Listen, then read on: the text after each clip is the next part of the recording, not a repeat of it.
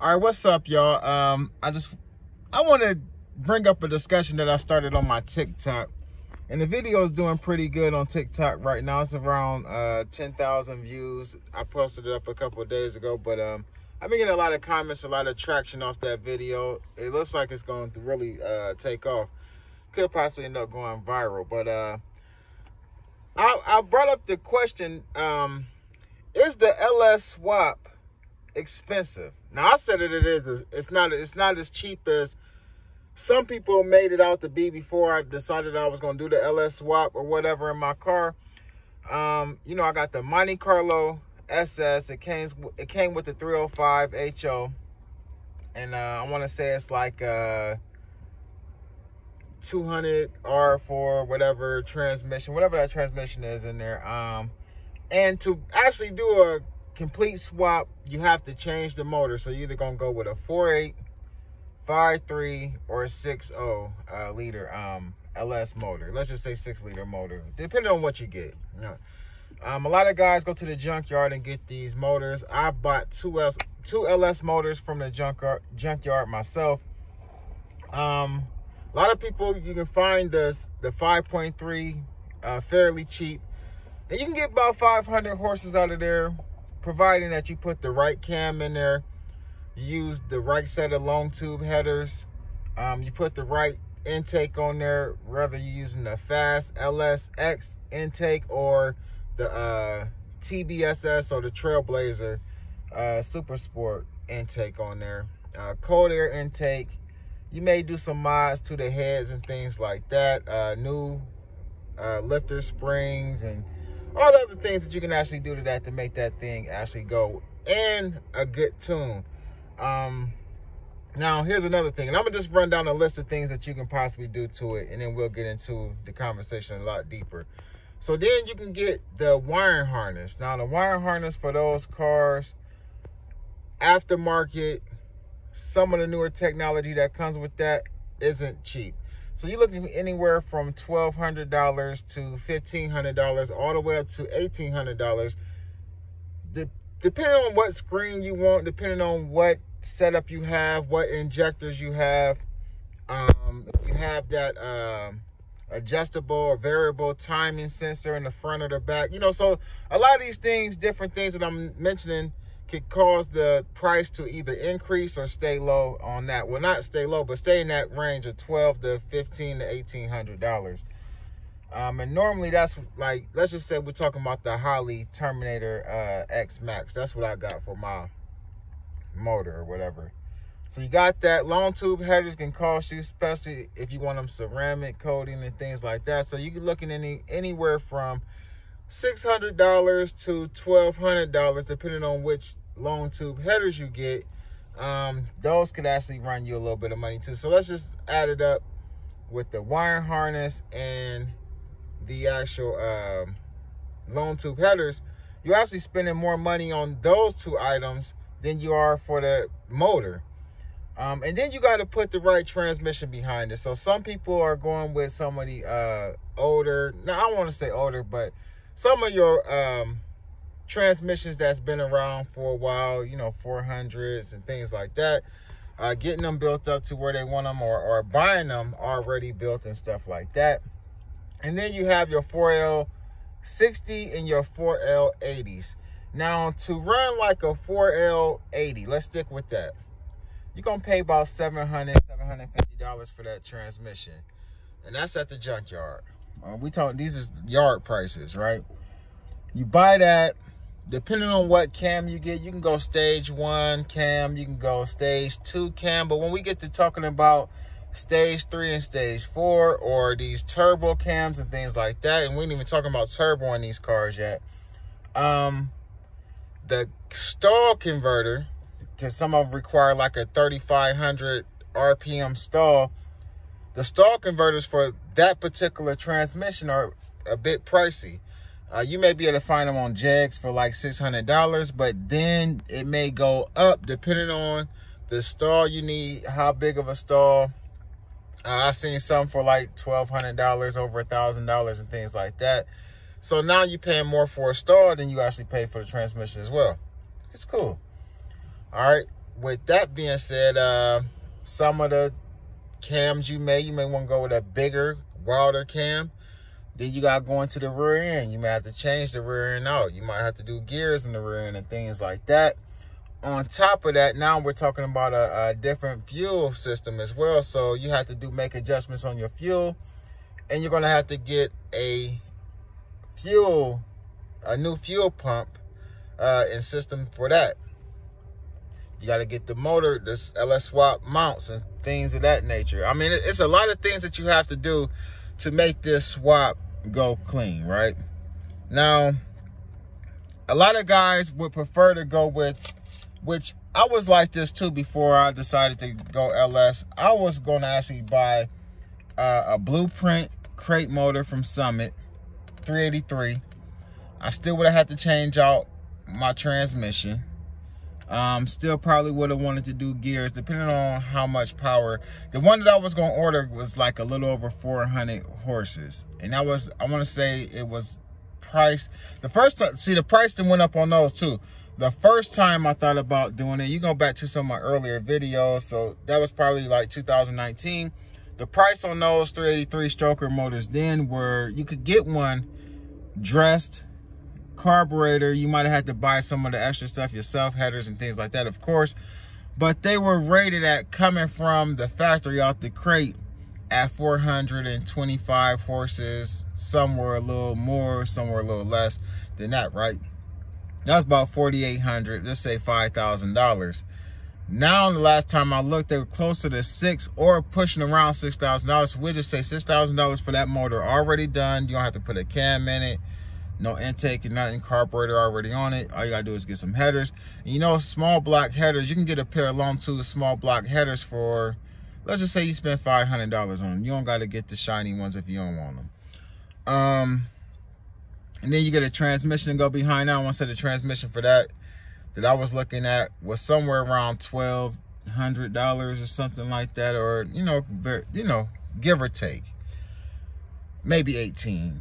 I can't remember. So we talking about 70. We talking about $8,000, right? Most guys know how to put in the older style small block. You don't have to worry about wiring harness. You can get an MDS, run that. You know, it's very, very simple.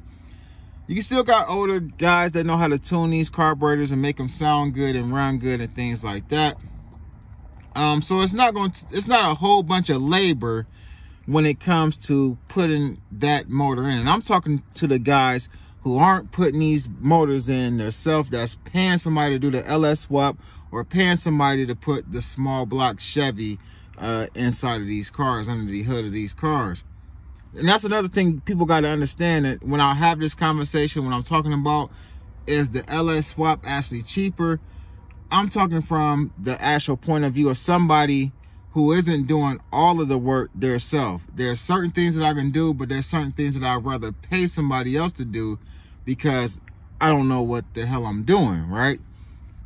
So let's just talk about it from a person who's paying for labor and things like that. So all of the money spent on the LS, all of the money spent on the to make the small block 383 work.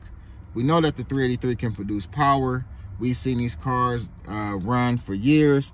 And I'm talking about a guy who's building a weekend warrior car, a street strip type thing. You know what I mean? Street strip type setup. Not somebody who's looking for a car that's strictly going to be on the street or strictly going to be on the strip, but somebody who may want to mess around on the strip but still be able to drive this car reliably daily, right? A daily driver. So when we say that, it makes sense for somebody to want the LS because you don't have to pump the gas, turn the key, it starts. If you want to get fancy, you can hook a remote startup to that car. The reliability is there. And for the most part, I'd rather have the reliability versus not having a reliable setup. Just put a whole bunch of money in a car. It looks good under the hood when you pop it.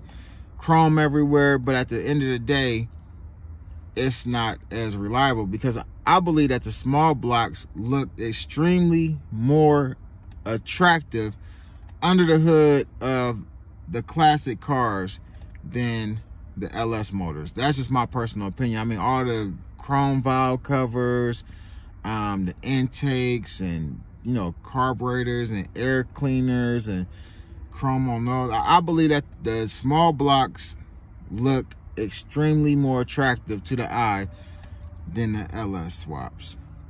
But when we talk about reliability, I'll trade off all of those chrome accessories because you can get the chrome, you can get a lot of chrome for the LS too. You can get a lot of things that look good on the front of the LS, you know, alternators and things like that. But at the end of the day, I'd rather have the reliability over the looks. Okay, fine. So let's talk about the math though.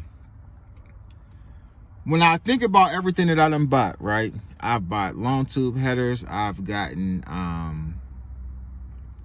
you know, everything I need for my cam, new springs. I think I got new lifters, wiring harness, all of the things I've been naming. I haven't purchased my new fuel pump and stuff like that because I'm deciding if I'm going to go with a plastic gas tank out of a like a Caprice, like a bubble round body Caprice lighter tank, or if I'm just going to, you know, keep the tank that I got. I don't know. I'll get into that later. I know some guys that get in the comment section say, oh, you need to change the tank. I'm not going with a fuel, the little tank in the trunk. I'm not doing that though. I know that I'm not doing that. But anyway, with all of this being said, you know, when I think about the cost, I just spent $5,000 on the LS swap, and there's still several things that I got to get. And a lot of people say, well, it depends on what you're buying. You know, some of the stuff you buy you don't need. The only thing that I can say that I bought that I may not necessarily need it, but it's going to be beneficial to my setup. It's going to be beneficial to my tune guy. It's going to be beneficial to, you know, everyone that's involved in building this car, is the wiring harness. I definitely think that, because I mean, you got so many different shift points. It's at the tip of your hands. I don't have to, you know, go pay somebody a bunch of money to do these things on the computer. They can do it just right at their hands. Okay, that's fine. So that's something that I could have not bought, but I feel like it's necessary to have something like that. I love it, the technology on that. But outside of that, everything else I bought, I actually need it. You know, I still need to get it. I'm gonna replace the oil pump. I'm gonna probably put new timing chain and gears in there. I mean, these are things that I feel like if you're gonna open it up, you're gonna put a new cam in there. These are things that I feel like you need to do. You know, while you got it open, I got the refreshing kit where I got all new gaskets for the whole entire car.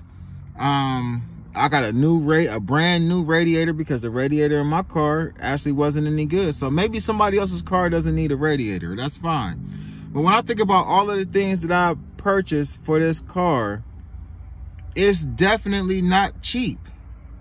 Yes, you can go buy a motor, 5.3, 4.8, 6 liter. You can get any of those motors between $400, give or take. And you can find a 6 liter for like $1,000. I mean, I see them all the time. Now, I see guys that want ridiculous money for 6 liters. I done seen people wanting $2,000, $2,500. They might still have the transmission hooked up to it and things like that. But if you look and you patient and you wait, you know, you can find a 6 liter for a decent price. And for the 6 liter, I mean, you can just slap a cam in that and go down the road and already have all of the horses that you may want. You know, I don't know how many horses the average person wants. You feel what I'm saying? But you take these motors, you get them put in by somebody else. We're not talking about somebody that's doing their own work. It's not cost efficient.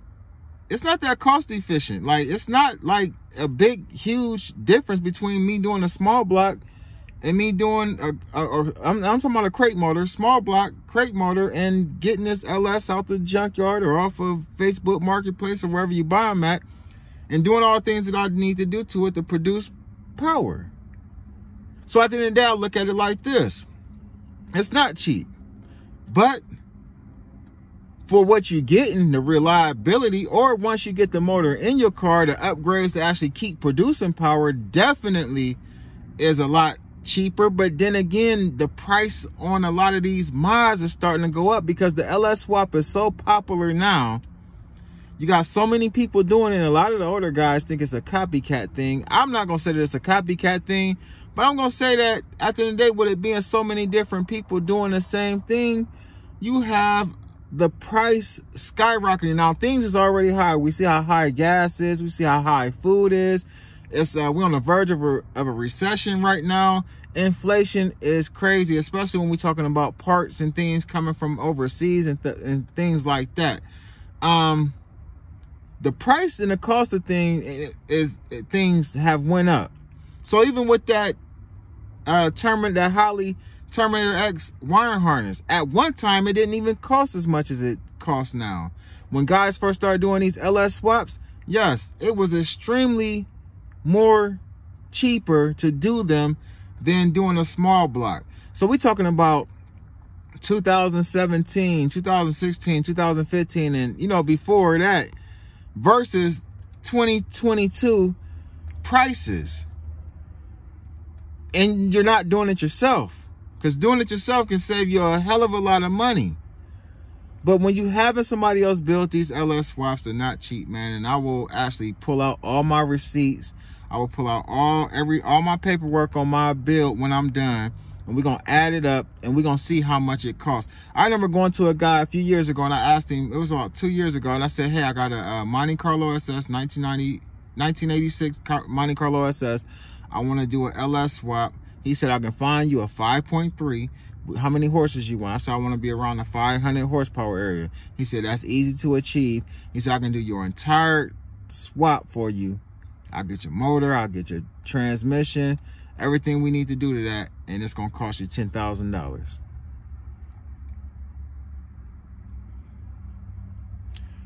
It's still running about $10,000.